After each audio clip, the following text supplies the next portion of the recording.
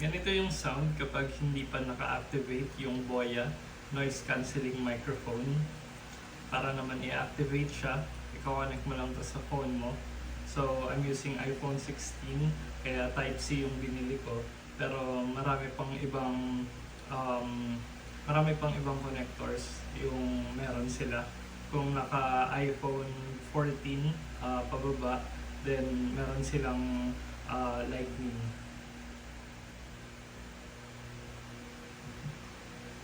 So, activate natin.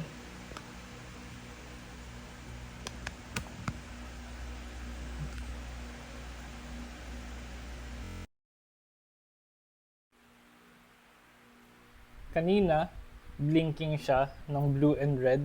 Yun yung indicator na hindi pa paired yung microphone tsaka yung kailangan mong i-connect sa phone. Ngayon, static blue siya, ibig sabihin successfully paired na. Para naman i-mute, pipindutin mo lang once yung power button for a second. Try natin.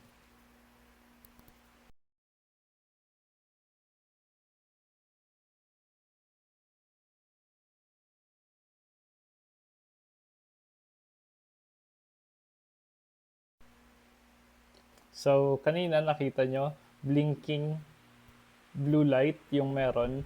Ibig sabihin, naka-turn on yung mute button. Kapag naman i-unmute mo siya, pipindutin mo lang ulit yung power button for a second. Meron pa siyang other button which is yung noise cancelling feature. Ngayon sa tingin ko rinig pa rin yung electric fan, pero so much better pa rin kahit hindi naka-turn on yung noise cancelling feature niya compared sa walang microphone.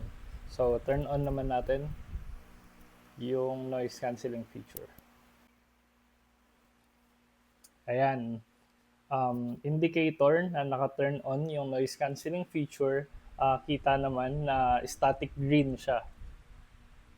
So, itatry ko to sa labas habang nagmomotor or habang nasa kalsada. Gagamitin ko tong microphone na to and then I'll make another video. So, ayun. Nabili ko to 1,600 sa Shopee. Pero may voucher akong ginamit which is 300 coins na cashback. On top of that, naka-receive pa ako ng 64 coins uh, galing sa mismong purchase.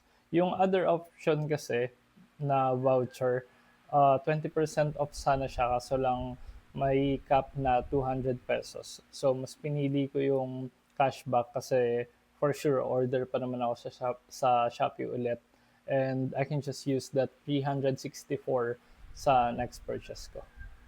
So ayun lang. Sulit.